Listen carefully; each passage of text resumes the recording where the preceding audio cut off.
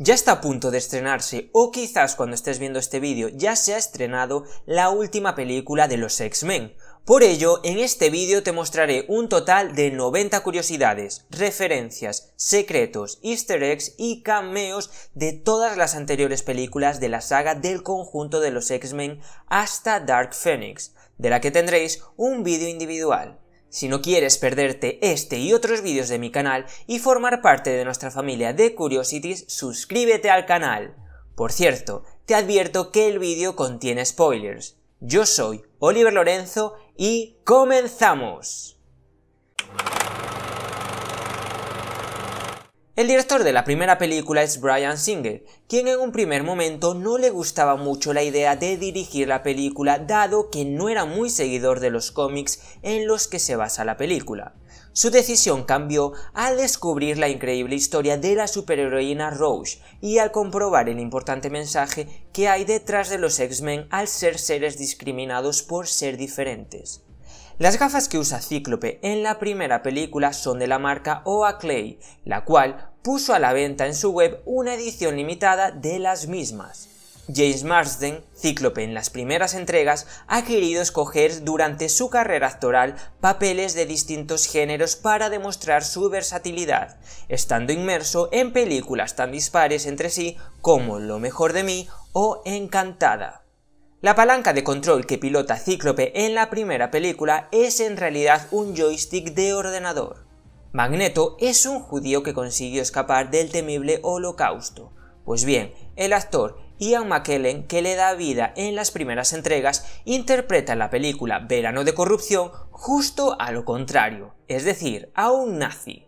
Seguro que cada vez que piensas en Lobezno se te viene a la cabeza Hugh Jackman, dado que para muchos es el mejor actor que lo pudo encarnar y que hizo un buen papel durante todas las películas.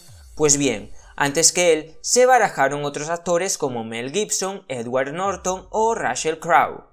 Uno de los principales motivos que casi hacen que Hugh Jackman no fuese escogido para ser Lobezno era su gran altura, dado que Lobezno es bajito. Para compensar esto y que se viese lo más real posible al Lobezno de los cómics, en algunas escenas que comparte con Cíclope se le añadían alzas a este último. En la mítica escena en la que se encuentra Lobezno en la Estatua de la Libertad, Hugh Jackman tuvo que hacer el salto con un arnés, con la mala suerte que se le quedaron los testículos enganchados.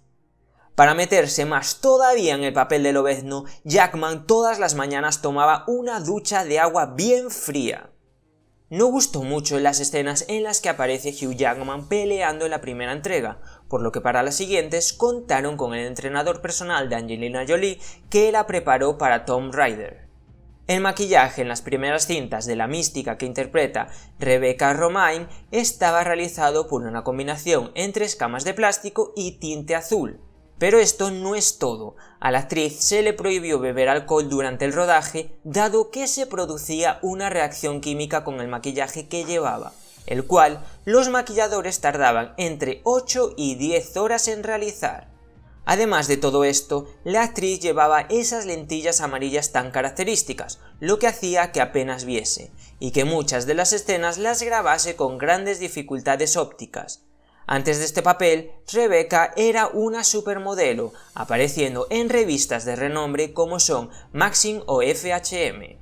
Ray Park, conocido por ser Darth Maul en Star Wars La amenaza fantasma, es Sapo en X-Men. Patrick Stewart ya era muy conocido antes de encarnar al Profesor X por ser Jean-Luc en Star Trek. La silla original de Xavier en la primera cinta fue subastada, haciendo que para la segunda tuvieran que alquilar otra silla de ruedas. Dado el éxito que tuvieron las dos primeras cintas, Hugh Jackman exigió una película en solitario para aparecer en la tercera.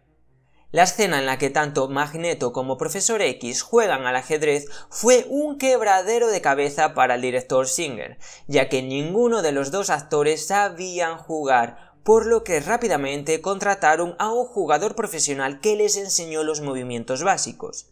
Para la película X-Men 2, el director se inspiró en la novela gráfica del 83 titulada Dios ama, el hombre mata, la cual es considerada como una de las mejores historias escritas de Marvel.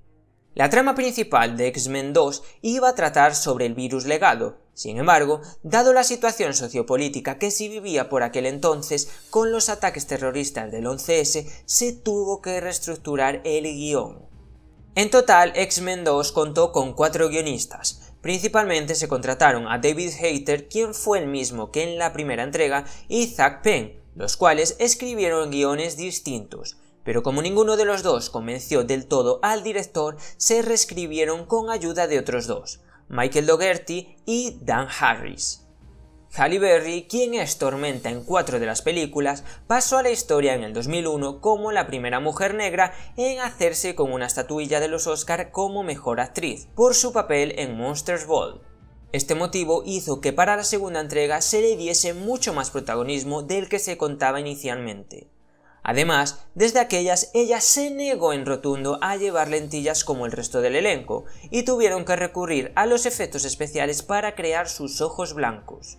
Cuando en X-Men 2 Mística entra al ordenador, hay guiños a personajes de los cómics. Por ejemplo, se ven los nombres de pila de Husk y Bala de Cañón, Gambito, Bruja Escarlata y Quicksilver.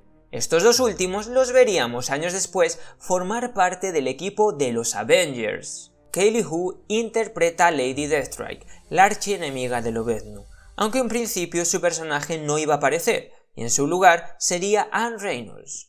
Además, para la actriz fue muy fácil grabar las escenas de lucha, ya que es cinturón negro de karate. En ninguna de las películas de los X-Men se hace algún tipo de alusión a que Mística es la madre adoptiva de Rogue y también de Rondador Nocturno, quien posee su mismo color de piel. En la segunda entrega, Anna Paquin rodó ella misma todas las escenas de acción sin necesidad de recurrir a la utilización de dobles. Cuando Jean Grey se sacrifica para salvar al resto de miembros, se ve la sombra de un fénix como guiño a lo que pasará en la tercera entrega. Para X-Men 2 se quiso filmar en la Casa Blanca, pero George Bush, quien era presidente en aquel entonces, se negó en rotundo. En la película X-Men La Decisión Final, Leech aparece físicamente representado como un niño muy blanco de piel, pero es muy diferente en los cómics, ya que el personaje es verde y con deformidades. Otro personaje al que cambiaron fue a Callisto, pero esta vez en cuanto a sus superpoderes, ya que aunque tanto en la película como en los cómics tiene fuerza y es una gran estratega ante los problemas tácticos, en la película le añaden super velocidad y la capacidad de detectar mutantes y su nivel de poder. Cuando se produce la pelea entre mutantes y humanos en la tercera, se escucha el llamado grito Wilhelm, efecto de sonido muy usado en multitud de películas como por ejemplo en las sagas del Hobbit, Star Wars y El Señor de los Anillos. Bryan Singer iba a dirigir la tercera película de la saga y coescribir el guión, pero decidió dejar el proyecto para embarcarse en Superman Returns. Además, él se llevó a parte del equipo con él, John Ottman, compositor y editor, Newton Thomas, director de fotografía, Michael Dougherty y Dan Harris, ambos escritores, y al diseñador de producción Guy Diaz. Después de Singer se contrató a Matthew Vaughn, pero dejó el proyecto también a las 9 semanas de rodaje, por motivos familiares. Fue por ello que finalmente el director de la tercera entrega es Brett Ratner, que también estuvo a punto de serlo en la primera. En el argumento que Singer tenía en mente se incluían a Gambito y a la Reina Blanca, que además ya contaba con actriz, la reputada Sigourney Weaver. Por otra parte, Halle Berry estuvo a punto de no participar cuando estaba Singer como director, dado su tensa relación y el poco protagonismo que ella tenía. Finalmente, cuando entró Ratner, Berry aceptó repetir como Tormenta. En un principio, Halle Berry afirmó que no quería interpretar a ningún superhéroe más después de X-Men 3. Sin embargo, le ofrecieron tanto dinero que encarnó la desastrosa película de Catwoman. En X-Men La Decisión Final es la primera vez que aparece el quinteto original, es decir, Jean Grey, Cíclope, Iceman, Bestia y Ángel. Este último está interpretado por Ben Foster, pero se barajaron a Nick Stahl, Mike Vogel y Jet Bernard. En la escena final de la tercera película, en la que Magneto aparece jugando consigo mismo al ajedrez, se iba a contar con la participación de la actriz que encarna a Mística, pero por problemas de agenda fue imposible. Kelsey Grammer, Bestia, en la película pasaba alrededor de 3 horas en maquillaje. La película X-Men: La decisión final fue la primera película de superhéroes en contener una escena post-créditos. James McAvoy es el joven Charles Xavier en X-Men Primera Generación.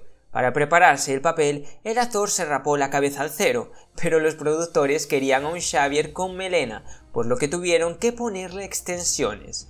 Los dos actores que optaban a ser Sebastian Shaw eran Colin Firth y Kevin Bacon, siendo este último el elegido al tener un aspecto más amenazante. Bryan Singer tampoco dirigió X-Men Primera Generación para centrarse en la película Jack el Cazagigantes, siendo Matthew Vaughn el director final. Nicholas Hoult tomó como referencia para interpretar a Bestia a la interpretación del mismo por parte de Kelsey Grammer en X-Men: La decisión final y su actuación en la serie Frasier. Tanto Michael Fassbender como James McAvoy ya habían coincidido en la película Band of Brothers. Antes de que Joanna Jones fuese Emma Frost, se pensó en contar con Tahina Valentina, la cual ya hizo del personaje en la película en solitario de Lobezno. X-Men Primera Generación es la única película de la saga en la que no aparece Patrick Stewart. Dado que muchos de los actores no conocían en profundidad la historia de los personajes, se contrató a un experto en la historia de los X-Men. Cuando Charles Xavier utiliza por primera vez a Cerebro en la película Primera Generación, se pueden apreciar algunas figuras en la pantalla, que son los jóvenes Cíclope y Tormenta. Incluso el director Bryan Singer tuiteó a Lady Gaga en el 2013 para que se uniese al elenco de X-Men Días del Futuro Pasado, como la superheroína Dazzler. Finalmente no llegó a hacerse realidad. En el intento de Mística por seducir a Magneto, él le dice que prefiere esperar a que sea adulta, y ella adopta la forma humana de Rebecca Romijn, la misma actriz que encarna al personaje en las primeras 3 películas. Después de la batalla final, se ve cómo Mística está interesada en Azazel. Ambos en los cómics tienen un hijo, Rondador Nocturno. Uno de los cameos más inesperados en X-Men Primera Generación es el de Lobezno, cuando Xavier y Magneto lo encuentran en Madripoor. En la reunión con la CIA, Xavier se encuentra con William Stryker. El búnker donde practica Caos es más adelante la Sala del Peligro. En Primera Generación se hace referencia a la futura calvicie del Profesor X en 2 ocasiones. La primera, cuando asegura que para manejar bien a Cerebro debería afeitarse la cabeza, y la segunda en una conversación con Rose en la que le dice que está empezando a perder pelo. En un principio, cuando Logan se despierta en 1973, después de que Kitty le lleve al pasado, se iba a despertar en calzoncillos, pero fue el propio actor Hugh Jackman quien prefirió estar completamente desnudo. La ropa que lleva Peter Maximoff es de la década de los 80, para demostrar que es un personaje peculiar. Los últimos centinelas que aparecen en Días del Futuro Pasado están inspirados en los moldeados en plástico del 1970. Se invitó al escritor Josh Byrne, quien participó en el cómic Días del Futuro Pasado, a hacer un cameo, pero denegó la propuesta al alegar que odiaba las películas. En Días del Futuro Pasado iban a aparecer Gambito, Júbilo y el mismo Deadpool. El entorno del futuro en X-Men Días del Futuro Pasado está inspirado en la arquitectura de China, Indonesia e India. El propio director, Bryan Singer, mintió en varias entrevistas para no desvelar el cameo tanto de Cíclope como de Jean Grey en X-Men Días del Futuro Pasado. Aunque en la quinta película de la saga de los X-Men es Kitty Pryde quien manda a Lobezno al pasado, en los cómics es ella misma la viajera del tiempo. Pero no quisieron trasladar esta idea a la película, ya que en la época del pasado faltaban 20 años para que Kitty naciese.